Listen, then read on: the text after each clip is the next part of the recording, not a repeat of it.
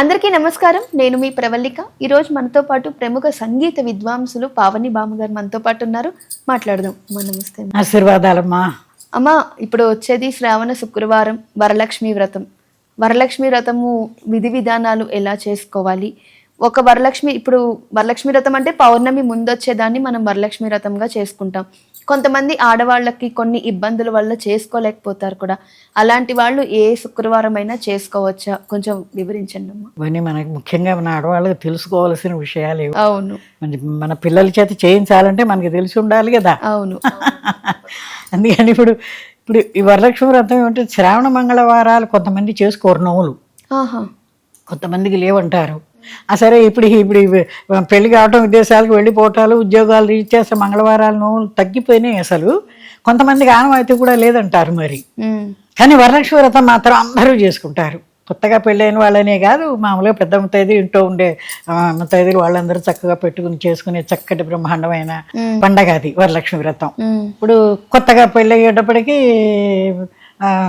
పుట్టింటో మామూలుగా మంగళవారం నువ్వులు నెల రోజులు ఇక్కడే ఉండి పిల్లని వచ్చుకుంటూ ఉంటుంది కాబట్టి వరలక్ష్మి వ్రతం పౌర్ణమి ముందర శుక్రవారం నాడు చేసుకోవాలి. కాబట్టి అప్పుడే తప్పనిసరిగా చేయిస్తారు పెళ్ళైన వాళ్ళు. మిగతా మనబోటి వాళ్ళందరూ ఏంటంటే ఇప్పుడు ఆ వారానికి ఏదో ఫంక్షన్లు వస్తుంటాయి, అని పొల్లి ముందర వారం చేసుకుందాం, లేకపోతే పౌర్ణమి వెళ్ళంగానే వారం చేసుకుందాం, ఇట్లా మనం అనుకుంటాం. కానీ ఆ పెళ్ళైన పిల్లలకి మాత్రం పౌర్ణమి ముందర శుక్రవారం నాడే తప్పనిసరిగా చేసేసుకో. పాత సంవత్సరాలు ఇప్పుడు ఎట్లానే చేసుకొని చేయిస్తారు. దాంట్లో మనం చెప్పుకున్నాం కదా, ఇప్పుడు అల్లుడికి ఆషాఢ పట్టి ఎట్లా ఇస్తారు అట్లాగే ఈ కొత్తగా చేసుకునే పిల్లకి అత్తవారు శ్రావణ పట్టి అని చెప్పి తీసుకొస్తారు. వాళ్ళు చక్కగా ఓ లక్ష్మీ రూపు తీసుకొస్తారు. అమ్మాయి కూడా ఏదన్నా నగ చేయించి తీసుకొస్తారు. ఏం తెచ్చారు శ్రావణ పెట్టి ఆడవాళ్ళు చెప్పుకుంటూ ఉంటారు. శ్రావణ పెట్టి ఏం తెచ్చారంటే ఆ లక్ష రూపు తెచ్చారు, అదిగో నల్ల పూసల గొలుసు తెచ్చారు, ఓ పట్ట ఏదో ఘనంగా చెప్పుకుంటూ ఉంటారు. అట్లా తెస్తారు వాళ్ళు చక్కగా. అది ఆ రోజున పేరెంటము ఇవన్నీ కూడా వాళ్ళే అత్తవారి ఖర్చు పెట్టుకుని చేస్తారు కూడా. మొదటి సంవత్సరంలో ఆ శ్రావణ పట్టి అని వాళ్ళు తీసుకొస్తారు. అట్లాగే పిల్ల తల్లికి తీసుకొస్తారు. వాళ్ళు వచ్చిన వాళ్ళకి వీళ్ళు బట్టలు పెట్టి పంపించటాలు ఇవన్నీ మామూలు ఆచారాలు అనుకో. సరే, ఆ వరలక్ష్మి వ్రతం ఎట్లా చేస్తారంటే కొంతమంది కొబ్బరికాయకే చక్కగా ఊరికే కళ్యాణం బొట్టు పెట్టి ఓ రేకుల గుడ్డ పైన పెట్టేసి కలశం పెట్టి చేసుకుంటారు. కొంతమంది ముక్కులు చెవులు అవన్నీ ఏదో పిండితో పెట్టేసి కళ్యాణం బొట్టది బట్టి అలంకారం చేసి అట్లా చేస్తారు. కొంతమంది వెండి మొహాలు తీసుకొచ్చి పెట్టి అమ్మవారిని అలంకారం చేసి చేసుకుంటూ ఉంటారు ఈ వరలక్ష్మి వ్రతం. ఇది అందరూ చేసుకునే వ్రతం. దీని మొదటి సంవత్సరం చేసినప్పుడు ఏంటంటే 9 రకాల పిండి వంటలు చేస్తారు.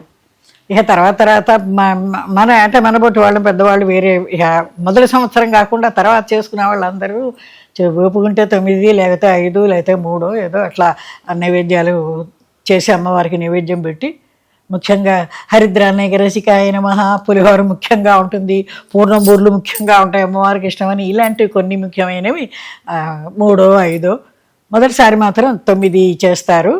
అట్లాగే ఇప్పుడు బ్రాహ్మడు వచ్చి చక్కగా పూజ అది చేయిస్తాడు కనుక పూర్ణంబూర్లు ఆ 9 పూర్ణంబూర్లో ఏవో బ్రాహ్మడికే ఇస్తారంటారు కొంతమంది ఏమో ముత్తైదుకి పెట్టుకుని ఇట్లాగే భోజనం అది పెట్టుకుని చీరేరేకల గుడ్డ అది పెట్టుకునేవాళ్ళు పెట్టుకుంటూ ఉంటారు. ఈ వరలక్ష్మి వ్రతం అట్లా చేస్తూ ఉంటారు. సరే, తర్వాత కలశం అది పెట్టిన తర్వాత పూజ చేసే షోడశోపచార విధానంగా పూజ చేసే విధానంగా మనకి బుక్కులో ఉంటుంది, అందరం చేసుకుంటూ ఉంటాం కదా ఏటాను. దీనికి కూడా అట్లాగే అందరినీ ఇంటికి వెళ్ళి చక్కగా బొట్టు పెట్టి పసుపు కుంకానికి రండి, అమ్మవారి పూజ చేసుకున్నాను, పసుపు కుంకానికి రండి అని బొట్టు పెట్టి చెప్పొస్తారు. ముత్తైదులు అందరూ వస్తారు, వచ్చి కూర్చుని చక్కగా కూర్చుని ఎవరికి వచ్చిన పాటలు సరదా చాలా బాగుంటుంది. ఇప్పుడు సంగతి కాదు నేను చెప్పేది. అందరూ 10 మంది ఒకసారి వచ్చి చక్కగా కూర్చుంటారు, నవ్వుతూ కబుర్లు చెప్పుకుంటూ ఎవరికి వచ్చిన పాట వాళ్ళు చక్కగా అందరూ అమ్మవారికి పాట పాడుకుని. ఇప్పుడు వాయనం అది ఏమి ఇవ్వాలంటే మంగళవారానికి కూడాను శనగలు, పండు, తాంబూలం అంతేనమ్మా. ఇప్పుడు ప్రతిదానికి వరలక్ష్మి వ్రతం వచ్చిందంటే వాళ్ళు ఇచ్చారు, మనమే ఇవ్వాలి, వాళ్ళకన్నా ఘనంగా ఇవ్వాలి, ఏవేవో గిఫ్టులు ఇవ్వడం, ఏదో ప్లాస్టిక్ సామాన్లు, స్టీల్ సామాన్లు ఇంటి నిండా పేరుకుపోతున్నాయి. అవి అక్కర్లేనివి అవన్నీ. అదేదో వాళ్ళ అదెందుకు పెట్టారు, ఎవరు పెట్టారు? ఆర్భాటం ఎక్కువైపోయింది తప్ప ఇవ్వవలసిందే పండు, తాంబూలం, శనగలు, పసుపు, కుంకుమ అంతే పువ్వులు ఇస్తే ఇంకా పెట్టుకుంటే కొన్ని జాకెట్ గుడ్డలు పెట్టుకోవచ్చును అంతవరకు ఏమిటో అవన్నీ పెడతారు. సరే మొత్తం మీద అందరికీ పేరెంటం అదే చక్కగా చేసుకుని ఎవరికి వచ్చిన పాటలు వాళ్ళు పాడుకుని అమ్మవారిని తోరాలు వేసి 9 ముళ్ళు వేసి అట్లాగే వాటికి తోర పూజ అదంతా మామూలు అమ్మవారి పూజ అంతా అయిన తర్వాత ముడికి అమ్మవారి నామంతో అవును వస్తాయి కాబట్టి ఒక్కొక్క ముడికి ఆ నామం చదువుతూ ఒక్కొక్క ముడి దగ్గర పసుపు కుంకుమ వేస్తే అక్కడ కూడా చక్కగా అమ్మవారికి మన చలిమిడి దీంతోనే ఆవు నెయ్యితో అది ఎప్పుడూ ప్రసిద్ధమే అది దీపారాధన చేయటం అనేది. చక్కగా హారతి పాటలు అవన్నీ పాడుకుని అట్లా వరలక్ష్మి వ్రతం అంతా అందరి ఇళ్ళల్లో అంత వేడుగ్గా చేసుకుంటూ ఉంటారు. అది ఇప్పుడు వాయినం అన్నారు కదమ్మా, మామూలుగా దీనికి ఏమైనా బుట్ట వాయినం అలా ఏమైనా ఉంటుందండి? అది అది ఇప్పుడు మామూలుగా అయితే మన ఆంధ్రప్రదేశ్లో అట్లా లేదు. గోదావరి జిల్లా అటు సైడ్ వాళ్ళు బుట్ట వాయినం ముందర ఒక ముత్తైదుకి ఇస్తారు, అట్లా చేస్తారు. అదే వస్తే తర్వాత వాళ్ళ లెక్క ప్రకారం ముత్తైదులు వచ్చినా రాకపోయినా మరి పర్వాలేదు అనుకుంటా. అవునవును, అది వాళ్ళ పద్ధతి. ఏదో ఆంధ్రప్రదేశ్కి వచ్చేటప్పటికి ముత్తైదులు రావాల్సిందే. చక్కగా అందరికీ ఇంటికి వచ్చినప్పుడు ఏమిటంటే పూజ పద్ధతి ఏమిటంటే చక్కగా అమ్మవారికి బొట్లు పెట్టి కాళ్ళకి పసుపులు అవి రాసి తోరం అది కట్టి కాటిగా అదే మంగళవారం అయితే కాటిగా అది ఇచ్చి ఇంత చక్కగా జరుగుతాయి పేరంటం. అట్లా కాకుండా ఇప్పుడు అంతా ఫ్యాషన్ అయిపోయి మోడర్న్ పూజల దగ్గర కూడా మోడర్న్ అయిపోయి ఇది చేస్తుంటే ఎట్లా ఎదుగుతుంది. అందుకని చక్కగా అమ్మవారి దగ్గర పాటలు పాడుకుని అందరూ ఒక మంచి పాట వరలక్ష్మి వ్రతానికి.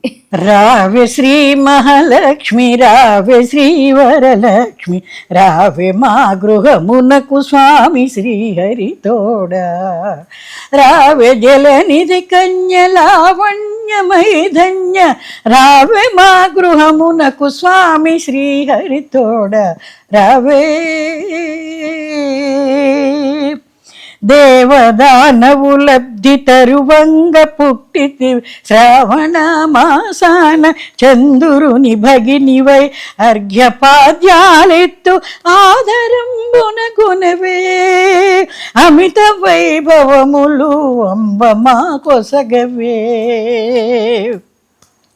ధూప దీపములెత్తు ఆపదలు తొలగగా పంచామృతములిత్తు భాగ్యములు కలుగగా ధూపదీపములిత్తు ఆపదలు తొలగగా పంచామృతములిత్తు భాగ్యములు కలుగగా చేమంతి తామరల తల్లి నిన్ను పూజింతు కామితార్థములను కలికి మా కొసగవే.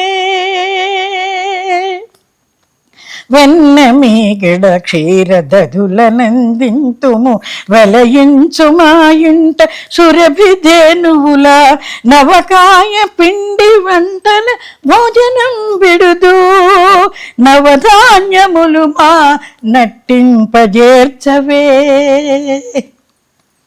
నిలువవే మా ఇంట నిలువుటద్దములందు నిత్య కళ్యాణములు జనని మా కొసగవే.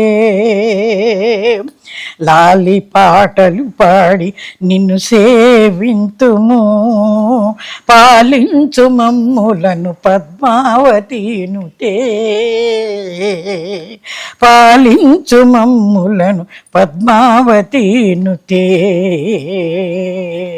లాలి లాలి లాలి లాలి లాలి లాలి లాలి అంటూ అమ్మవారి దగ్గర చక్కగా పాటలు పాడుకుని ఆనందంగా వాయినాలు ఇచ్చుకుని పేరంట ముగించుకోవటం శ్రావణ శుక్రవారం విశేషం. చాలా చక్కగా వివరించారమ్మా. అదంతా ఒక ఎత్తు అయితే పాట ఒక్కటి మాత్రం ఒక ఎత్తు అనమాట. చాలా బాగుంది పాట. చూసారు కదండి, ఈ వీడియోలో మీరు ఈ పాటను వినాలి అంటే వీడియో మొత్తం చూస్తే పాట అనేది చక్కగా వినబడుతుంది. అమ్మమ్మ పాడిన పాట. ఇలాంటి ఆధ్యాత్మికపరమైన విషయాలు తెలుసుకోవడానికి మా ఛానల్ని సబ్స్క్రైబ్ చేసుకోండి.